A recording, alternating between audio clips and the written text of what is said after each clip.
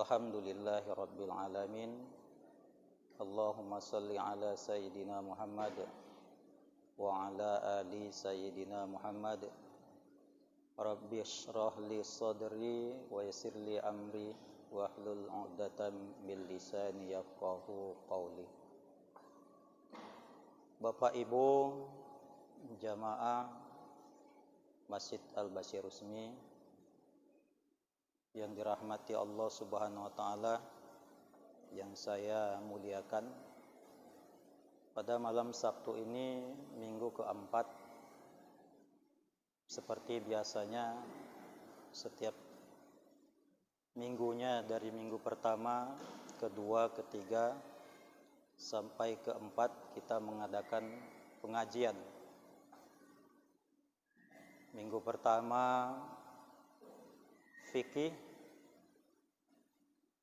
tauhid, minggu kedua, minggu ketiga umum, dan minggu keempat ini materinya tajwid atau biasa juga disebut tahsin Quran.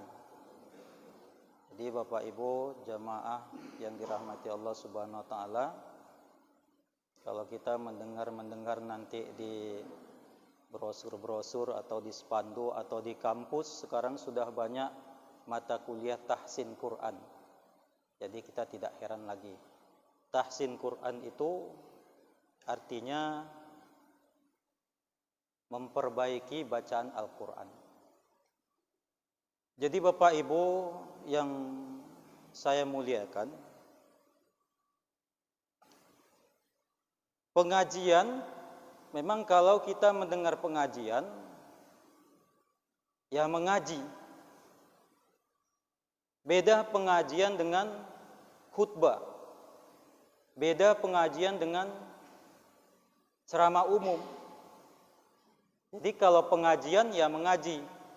Jadi kalau orang-orang tua kita dulu, atau kita juga, saya juga pernah merasakan, mengaji, ya praktek.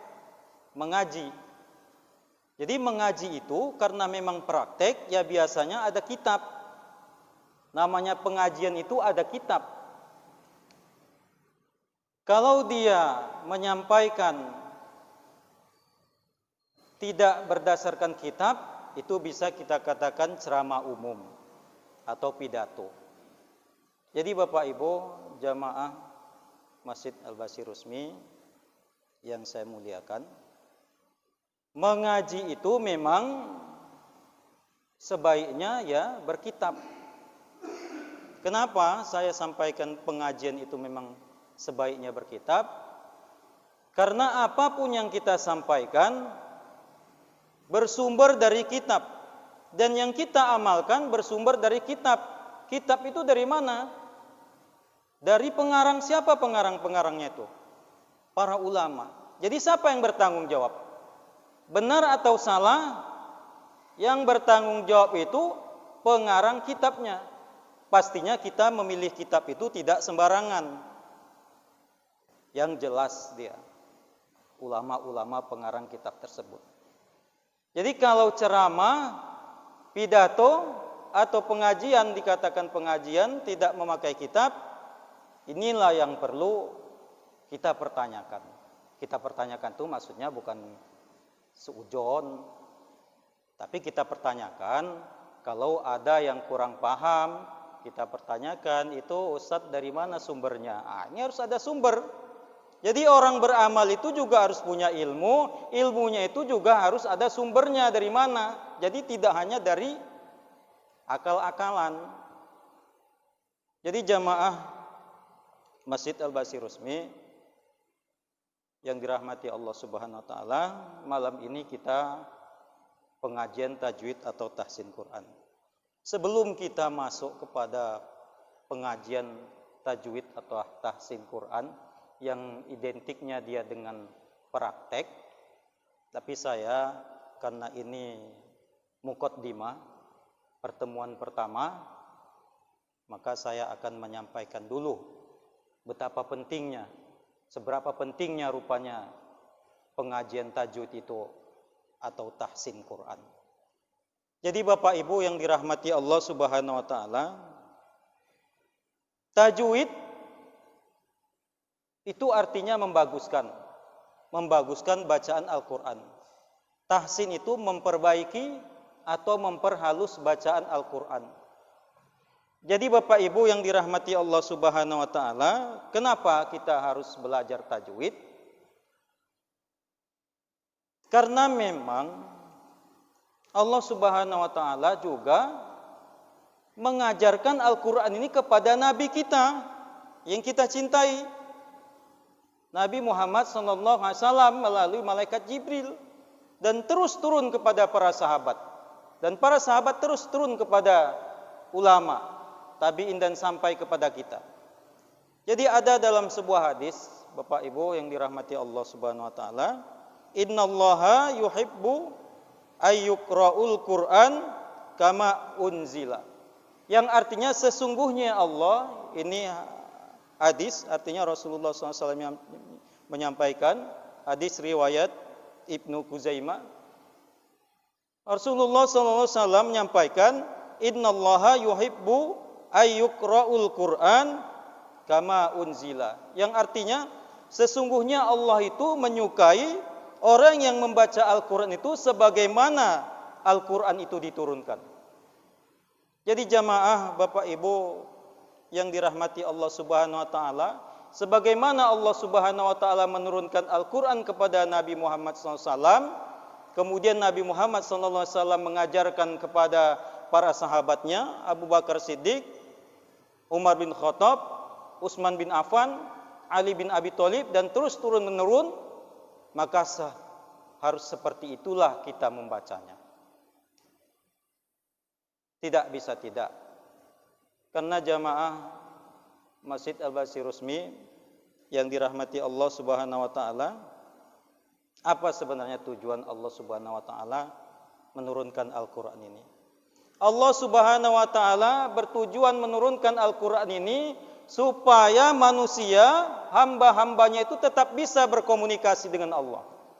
Tidak ada cara yang terbaik komunikasi kepada Allah Subhanahu wa taala selain dengan membaca Al-Qur'an. Jadi baca Al-Qur'an itu kita dialog. Baca Al-Qur'an itu kita komunikasi sama Allah. Jadi bagaimana komunikasi kita, bagaimana dialog kita kepada Allah Subhanahu wa taala supaya baik? Ya perbaiki ucapan kita sama Allah Subhanahu wa taala. Ucapan kita kepada Allah Subhanahu wa taala itu, ya itulah Al-Qur'an. Maka dalam salat apapun wajib membaca Al-Qur'an. Karena Allah mau dialog sama kita.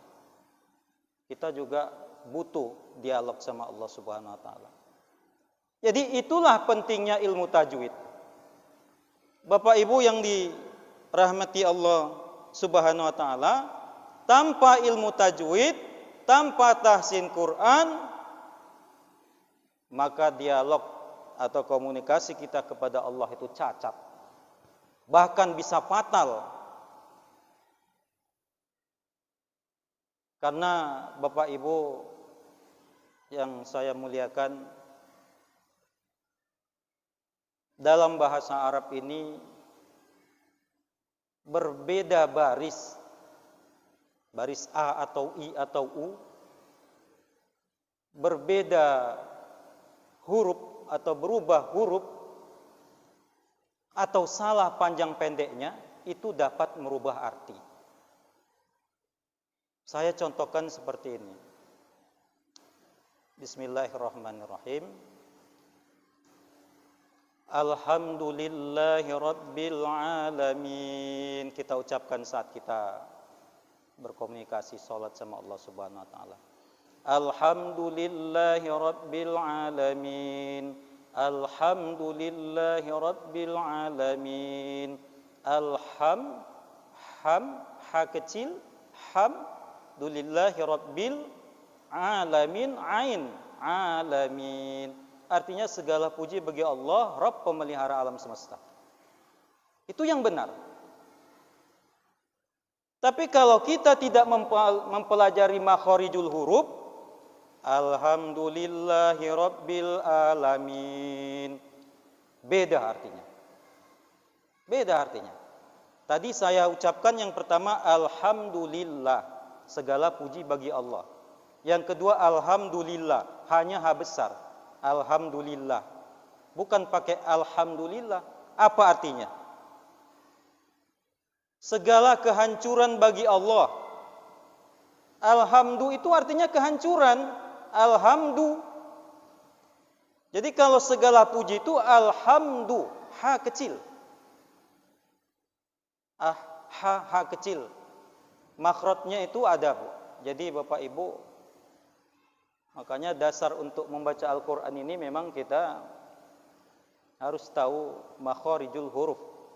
Jadi walaupun huruf itu keluar dari mulut kita, tapi ada tempat-tempatnya. Makharijul huruf, ada tempat-tempat huruf itu keluar. Itulah tidak sia-sianya Allah menciptakan lidah, menciptakan gigi, menciptakan bibir. Kalau tak ada lidah, Bapak Ibu sekalian, tidak ada bibir, tak ada itu huruf A, B, C, D, E, F, G sampai Z. Macam mana mau bilang A kalau tak punya pangkal lidah? Karena huruf A itu keluarnya dari pangkal, dari tenggorokan paling bawah. A. B. Kalau tak ada bibir nggak bisa bilang B. Coba bibir kita pegang aja gini. Hei, nggak bisa bilang B. Jadi nggak sia-sia Allah itu menciptakan bibir, menciptakan gigi, dan menciptakan lidah. Jadi itulah tujuannya. Begitu juga dengan huruf hijaiyah. Dari alif, ba, ta, sa, jim, ha, kha. Itu semua memfungsikan lidah, gigi, dan bibir. Itulah makharijul huruf yang harus kita pelajari. Jadi Bapak Ibu jamaah salat maghrib, jamaah Masjid Basir Rusmi yang dirahmati Allah Subhanahu wa taala, kembali tadi pada pentingnya belajar tajwid.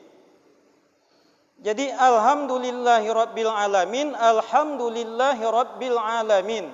Segala puji bagi Allah, Rabb pemelihara alam semesta. Kalau ha kecilnya tidak kita kecilkan, alhamdulillah, maka segala kehancuran Rabbil alamin, segala puji bagi Allah, Rabb pemelihara alam semesta. Kalau alaminnya itu huruf ain, artinya alam semesta. Tapi kalau kita baca alamin, alhamdulillahi rabbil alamin, maka segala kehancuran bagi Allah, sumber maha penyakit. Astagfirullahaladzim. Sampai begini artinya Bapak Ibu. Kalau seandainya alhamdulillah itu kita pakai alhamdulillah, sementara alaminnya itu kita baca rabbil alamin. Alamin itu artinya sumber penyakit. Segala kehancuran bagi Allah, Rabb, segala sumber penyakit. Alhamdulillah, segala kehancuran bagi Allah, sumber maha penyakit. Itulah artinya.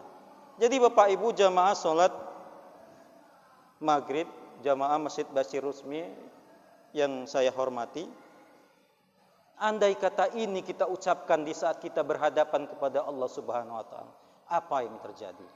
Kita sendiri saja pun kalau ada seseorang menyampaikan dengan kita tapi bahasanya tidak jelas, bahkan berubah-ubah artinya, waduh. Kalau kita manusia, namanya manusia, emosi besar kita. Apa yang kau sampaikan? Kau mau bilang segala puji bagi Allah Tuhan semesta alam, kau bilang segala kehancuran bagi Allah Tuhan maha sumber penyakit. Itu kalau berubah huruf. Kemudian di ihdinas siratal mustaqim, artinya tunjukilah kami jalan yang lurus. Itulah yang memang kita mau. Ihdinas siratal mustaqim, tunjukilah kami jalan yang lurus ya Allah. Siratun, jalan. Tidak dipelajari huruf shad. Ihdinas siratal mustaqim. Siratun, Syiratun itu artinya kepiting. Tunjukilah kami kepiting yang lurus, artinya. Tunjukilah kami kepiting yang lurus. Jadi Bapak Ibu, jamaah Masjid Basir Rusmi yang saya hormati, yang dirahmati Allah Subhanahu wa taala, itulah pentingnya kita mempelajari makharijul huruf yang tercakup dia dalam ilmu tajwid. Kemudian panjang pendek berubah juga bisa merubah arti. Amin. Perkenankanlah ya Allah. Amin katanya. Percaya artinya. A-nya pendek, min-nya pendek. Percaya. Amin. Percaya. Kemudian amin. A-nya panjang, min-nya pendek. Kalau yang tadi A-nya pendek, min-nya pendek. Percaya. Amin. Amin. Amin. Percaya, percaya, percaya katanya. Amin. A-nya panjang, min-nya pendek. Kepercayaan artinya. Jadi berubah panjang pendeknya, apalagi sampai berubah hurufnya, maka berubah artinya. La'allakum tashkurun, la'allakum tashkurun. Beda tipis saja Bapak Ibu sekalian. La'allakum tashkurun. Semoga engkau menjadi orang yang bersyukur. La'allakum tashkurun. Semoga engkau menjadi orang pemabuk. Tashkurun itu pemabuk. Huruf sin, huruf shin dibaca sin. Jadi Bapak Ibu yang dirahmati Allah Subhanahu wa taala, yang terpenting itu, yang wajib dan tidak boleh kita tinggalkan menurut mazhab Imam Syafi'i dan menurut jumhur ulama, yaitu dalam sholat surah Al-Fatihah. Karena surah Al-Fatihah itu juga termasuk rukun dalam sholat. Baik itu kita, apalagi imam, baik itu kita makmum maupun sendiri. Jadi kapan kita baca surah Al-Fatihah itu? Setelah imam membaca Al-Fatihah, kalau kita bermakmum, bagi imam yang paham, dia berhenti sejenak. Dia memberi kesempatan supaya jamaah itu juga dapat membaca Al-Fatihah dengan baik dan sempurna. Disitulah kewajiban kalau kita juga harus bisa membaca dengan baik. Jadi Bapak Ibu jamaah Masjid Basir Rusmi yang dirahmati Allah Subhanahu wa taala, juga dari guru-guru saya menyampaikan wajib kita membaca dengan baik. Bagi jamaah yang tidak bisa membaca Al-Fatihah dengan baik dan benar karena tidak belajar, maka hukumnya berdosa. Apakah sholat itu diterima atau tidak? Wallahu a'lam. Artinya, wallahu a'lam, guru-guru saya juga menyampaikan, kalau imamnya itu baik, kekurangannya itu sudah tertutupi dengan imam. Makanya Bapak Ibu jamaah Masjid Basir Rusmi yang dirahmati Allah Subhanahu wa taala, kita masuk kepada hukum belajar tajwid. Hukum belajar tajwid itu, untuk mendalami ilmu tajwid, hukumnya itu fardu kifayah. Artinya, dalam satu kampung ini wajib ada satu yang mahir mendalami ilmu tajwid. Lepaslah kita. Sama seperti hukum sholat jenazah. Dalam satu kampung ini itu fardu kifayah. Kalau sudah ada satu kelompok yang mensolatkan, maka satu kampung kita ini mendapat pahala. Tapi kalau satu pun tidak ada yang mensolatkan jenazah satu kampung ini, jenazah kampung ini berdosa satu kampung ini. Begitulah hukum mempelajari ilmu tajwid. Jadi Bapak Ibu jamaah sholat maghrib dan insya Allah isya yang dirahmati Allah Subhanahu wa taala, Makanya sebenarnya kalau kita menyadari ini, banyak dosa kita ini, Pak. Jarang ada satu kampung itu satu orang yang menguasai ilmu Al-Quran. Dan kita tidak sadari itu. Padahal hukumnya seperti itu. Di kitab tajwid manapun menerangkan seperti itu. Fardu kifayah. Tapi untuk prakteknya, untuk membacanya, ini fardu ain. Fardu ain wajib bagi diri kita sendiri. Wajib kita bisa membaca Al-Quran dengan baik dan benar. Wajib kita bisa membaca Al-Quran dengan bertajwid. Sesuai makhrajnya, sesuai keluar hurufnya dari mana. Ada 17 tempat Bapak Ibu, tempat keluar huruf di daerah mulut, rongga, dan hidung. Kita wajib itu bisa.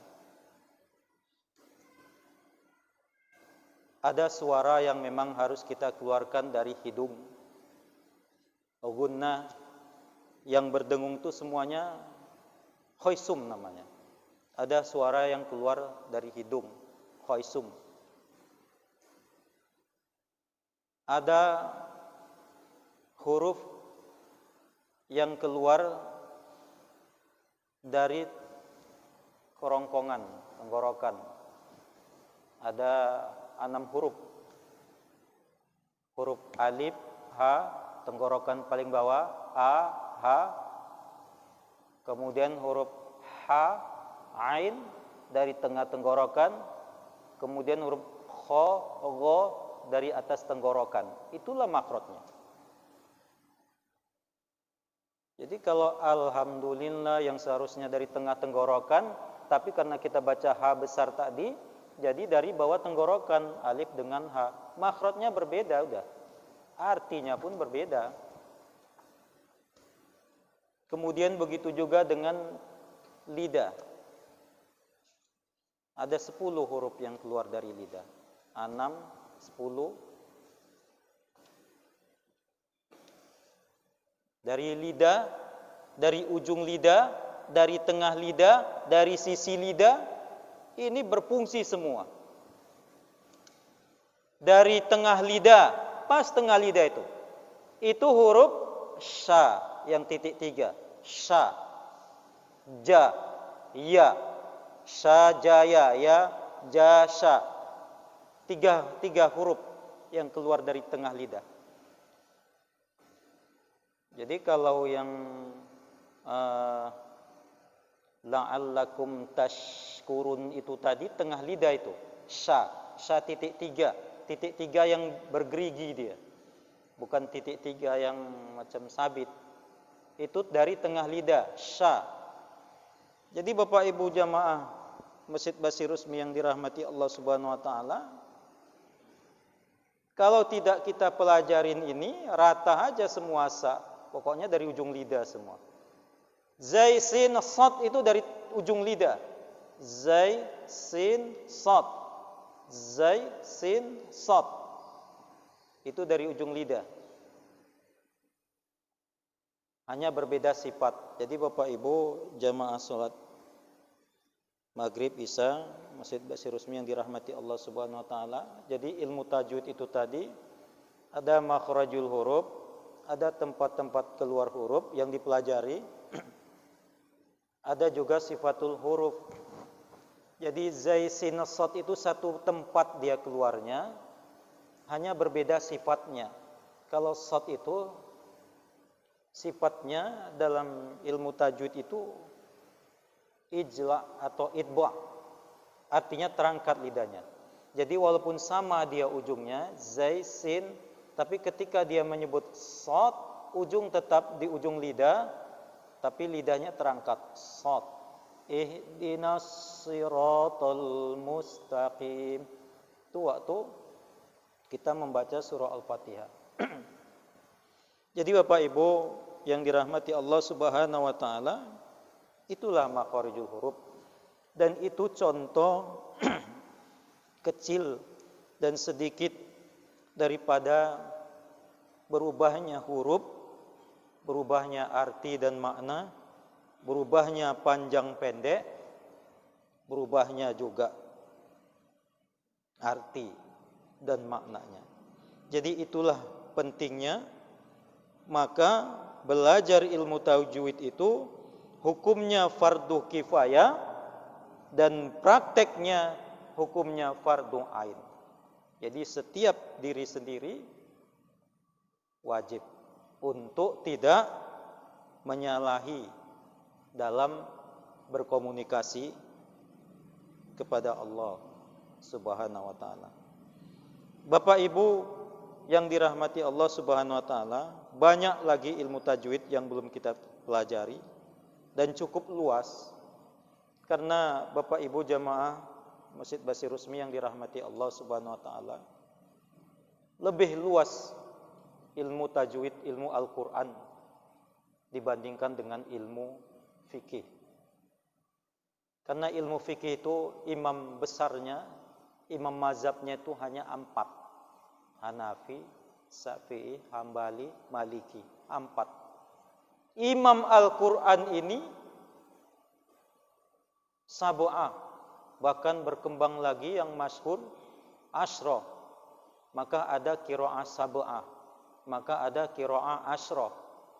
Jadi 7 model bacaan, bahkan sampai 10 model bacaan.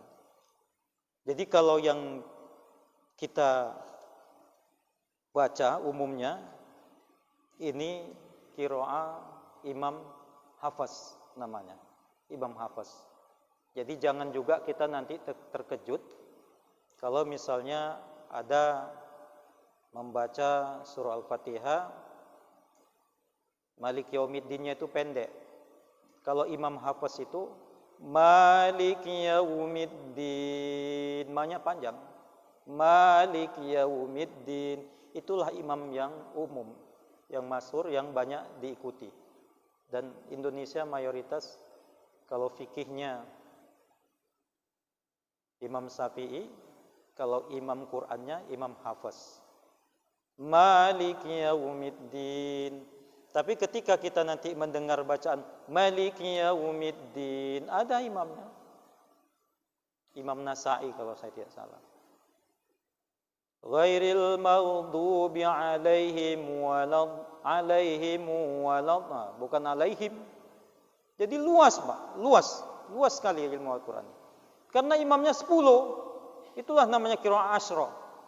Maka juga jangan heran kita kalau nanti mendengar wadduha wal-laili idza saja ma wadda'aka rabbuka wa ma qala. Tidak salah, dia sudah menguasai ilmu qiraah sab'ah. Ulama-ulama Quran yang 7 bahkan yang asyra sudah dia kuasai. Banyak ini orang Medan pun ada yang sudah menguasai qiraah sab'ah, qiraah asyra. Banyak dekat di Helvetia Jalan Melati Raya itu ada wadah wasiko, wadah qori-qori'ah. Di situ ada ibu-ibu belajar, ada bapak-bapak belajar. Kalau mau belajar yang qiraah sab'ah asyra tadi malam Kamis, kalau mau belajar qiraah Imam Hafiz malam Sabtu tiap minggu keempat, ada Bapak Ibu. Jadi banyak, dan tempat belajar pun tidak sulit kita dapatkan. Hanya tinggal kesadaran kita bagaimana untuk benar-benar ibadah, usaha kita ibadah yang benar-benar kepada Allah Subhanahu wa taala. Jadi Bapak Ibu yang dirahmati Allah Subhanahu wa taala, maka yang paling penting tadi yang memang kita harus talaki atau bermusafahah, yang memang kita harus gurukan dan berhadapan langsung dengan seorang guru, setidak-tidaknya surah Al-Fatihah yang surah wajib. Jadi Bapak Ibu jamaah yang dirahmati Allah Subhanahu wa taala, guru-guru saya juga menyampaikan, ketika kita membaca Al-Qur'an, kita salah, tapi kita dalam keadaan belajar, karena kita tahu salah dan kita ulang, maka pahalanya juga berulang-ulang. Tapi ketika kita tidak belajar, kita membaca Al-Quran, kita salah, maka jatuhlah hukum berdosa di situ. Kan masuk di akal Bapak Ibu jamaah yang dirahmati Allah Subhanahu wa taala. Kenapa salah? Enggak ada belajar. Ya jelas marah. Yang bertanya guru lah misalnya. Kok salah ini nak? Enggak ada belajar, Bu. Makanya belajar. Kok salah ini nak? Iya Bu, saya sudah belajar tapi lupa. Pelajari lagi kan tak dimarahi. Kalau seandainya guru bertanya dengan murid. Jadi begitulah kita. Kita membaca Al-Quran, seberapa yang benar segitulah pahalanya, seberapa yang salah segitulah dosanya kalau kita tidak belajar. Tapi kalau kita belajar, seberapa yang salah diampuni Allah Subhanahu wa taala, seberapa yang benar sebegitulah dosa kita. Sebegitulah pahala kita. Kalau satu huruf dilipat gandakan 10 pahalanya, ya 10 lah pahalanya. Jadi itulah Bapak Ibu jamaah salat Maghrib dan Isya yang dirahmati Allah Subhanahu wa taala, itulah maka ada hadis tuntutlah ilmu dari buayan sampai ke liang lahat. Jadi tidak ada kata berhenti sebelum mati. Kalau sudah mati nanti ya sudah, tinggal amal-amal kita lah yang ada jariahnya yang mengalir alhamdulillah. Apakah melalui amal kita sendiri, infak sedekah kita yang dimanfaatkan orang, apakah anak-anak kita yang meneruskan, apakah amal jariah yang lain. Kalau tidak ada, ya kitalah yang menanggung. Jadi Bapak Ibu jamaah sholat maghrib, insyaallah sholat isya nanti yang dirahmati Allah Subhanahu wa taala, begitulah yang pernah disampaikan guru-guru yang pernah saya ikuti. Kemudian bagaimana posisi kita sebagai jamaah ketika imamnya itu tidak baik Al-Fatihahnya, Al-Fatihah yang rukun. Maka seseorang yang belajar, dia bisa menutupi ketidaksempurnaan seorang imam tersebut. Karena dia belajar. Jadi ketika imamnya kurang baik dalam membaca, ketika imam itu selesai membaca Al-Fatihah, kemudian inilah jamaah membaca Al-Fatihah dan baik bacaannya, maka dia menutupi imam. Tapi ketika imam tidak baik bacaan Al-Fatihahnya, dia juga tidak baik, maka tak baiklah berhadapannya dengan Allah Subhanahu wa taala. Karena apa yang diucapkan tidak sesuai dengan kemauannya. Apa yang diucapkan tidak sesuai dengan kehendak Allah Subhanahu wa taala. Bahkan artinya juga banyak Bapak Ibu yang artinya bisa sangat menyimpang kalau kita tidak mempelajari dari mana keluar huruf alif, dari mana keluar huruf ba, dari mana keluar huruf ta, dari mana keluar huruf sa, dari mana keluar huruf ja, sampai lam alif, hamzah, iya. Kalau kita tidak pelajari makhraj huruf hijaiyah tersebut, maka apa yang keluar dari mulut kita itu bisa tidak sesuai dengan makhraj, salah hurufnya, maka berubah artinya. Maka itulah wajib ain untuk belajar Al-Quran. Bapak Ibu yang dirahmati Allah Subhanahu wa taala,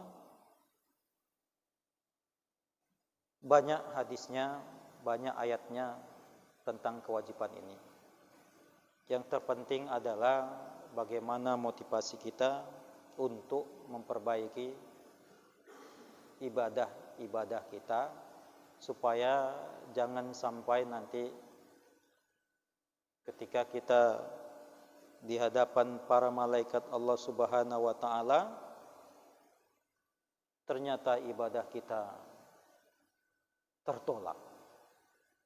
Ternyata karena kebodohan kita selama kita hidup di muka bumi yang tidak mau belajar. Tidak ada alasan. Kecuali kita orang dari gunung, orang gunung, payah mau belajar, payah cari guru, payah menuntut. Mungkin bisa dimaafkan. Tapi kalau kita orang kota, cukup banyak tempat, cukup banyak guru. Yang bayar ada, yang gratis ada. Jadi tinggal kemauan kita. Kita takut dengan bahasa wajib, maka kita coba berusaha untuk supaya tidak terjadi dosa. Kita kerjakan. Bapak Ibu jamaah salat Isya dan insyaallah Isya yang dirahmati Allah Subhanahu wa taala. Jadi untuk penyampaian atau muqaddimah pada pertemuan pertama ini dalam pelajaran pengajian tahsin Quran atau tajwid mungkin saya cukupkan. Selanjutnya saya akan coba menyampaikan tentang makharijul huruf, tempat-tempat keluar huruf. Bapak Ibu, kita tahsin surah Al-Fatihah, kita mencoba belajar surah Al-Fatihah dari mulai ta'awud kita baca, saya contohkan, mungkin nanti juga Bapak Ibu bisa mencobanya. Dan Bapak Ibu yang dirahmati Allah Subhanahu wa taala, dalam mencoba makharijul huruf, memang kita yang pertama harus tahu huruf A itu dari mana keluarnya, huruf B dari mana. Kemudian untuk memastikannya benar enggak. Misalnya huruf kha. Kita sudah tahu nih keluar hurufnya dari tenggorokan paling atas. Kha. Jadi bagaimana supaya kita memastikan bahwa yang kita keluarkan itu memang huruf kha? Maka yang pertama kita pegang, karena kita tahu tenggorokan paling atas itu keluarnya huruf kha dan gha, ghairil maghdubi, ghairil maghdu itu dari tenggorokan yang paling atas. Jadi untuk menandai bahwa gha itu memang keluar dari tenggorokan yang paling atas, kita pegang, kita taruh ujung jari kita ke tenggorokan paling atas, gha, gha, gha. Kalau bergetar dia, berarti sudah betul lah makhrajnya. Kha, kha, sudah betul hurufnya. Tapi kalau tidak bergetar, atau cara yang kedua, kita matikan huruf yang mau kita ketahui makhrajnya. Misalnya huruf gha tadi, kita baca dari al, di mana berhentinya? Al, di tenggorokan paling atas. Itulah dia makhrajnya. Ab, di mana b? Ab, kita matikan huruf ba. Ab. Di mana ba? Makhrajnya di bibir. Ab. Begitulah dua cara untuk bahwa kita benar-benar tahu bahwa disitulah makhrajnya. Bapak Ibu jamaah salat Isya insyaallah yang dirahmati Allah Subhanahu wa taala. Jadi surah Al-Fatihah tadi, alhamdulillahirabbil alamin, hati-hati hanya, hati-hati alaminnya. Jangan pakai ha besar, jangan pakai alamin. Ar-Rahmanir-Rahim, huruf ha kecil. Maliki yaumiddin, middin ya Bu. Kemudian jangan keluar dari hidung. Maliki yaumiddin. Itu khaisum. Kalau kita tutup enggak bunyi dia. Kalau kita dalam keadaan flu, gawat itu kalau yang biasa keluar dari Maliki yaumiddin. Kalau pas dia flu hidungnya sumbat, enggak bisa dia bilang itu. Jadi hati-hati juga. Jadi harus Maliki yaumiddin. Nah, begitu nandainya. Kalau huruf itu memang jelas dari al-jauf. Iyyaka na'budu wa iyyaka nasta'in. Iyya itu harus bertasdid. Kalau tidak bertajwid misalnya iyyaka na'budu wa iyyaka nasta'in, hanya kepada matahari aku menyembah artinya. Tapi kalau iyyaka na'budu wa iyyaka nasta'in, iyyaka na'budu wa iyyaka nasta'in hanya kepada engkau. Tapi kalau iyyaka na'budu wa iyyaka nasta'in tak tasdid, hanya kepada matahari aku menyembah katanya. Bayangkan Bapak Ibu, kalau tidak kita tasdidkan. Ihdinas siratal mustaqim, tunjukilah kami jalan yang lurus. Kalau huruf shad, kalau ihdinas siratal mustaqim, tunjukilah kami kepiting yang lurus. Siratal ladzina an'amta 'alaihim ghairil maghdubi 'alaihim waladdallin. Amin. Jadi Bapak Ibu jamaah salat Maghrib dan Isya yang dirahmati Allah Subhanahu wa taala, mudah-mudahan di sela waktu kita bisa langsung membaca praktek, dan mungkin nanti juga akan disampaikan makrotnya. Mungkin nanti ada fotokopi untuk makharijul huruf. Jadi Bapak Ibu jamaah salat Maghrib dan Isya yang dirahmati Allah Subhanahu wa taala, berhubung juga waktu sudah mau Isya, maka mudah-mudahan apa yang saya sampaikan bermanfaat, terkhusus pada diri saya sendiri. Mohon ampun kepada Allah Subhanahu wa taala. Mudah-mudahan di lain waktu kita bisa belajar Al-Qur'an dan kita bisa tahsin Al-Qur'an di mana saja berada dan kapan saja waktunya. Tidak perlu kita takut dan tidak perlu kita malu demi untuk kebaikan kita dunia akhirat. Sesudahi Bapak Ibu, billahi taufik wal hidayah. Wassalamualaikum warahmatullahi wabarakatuh.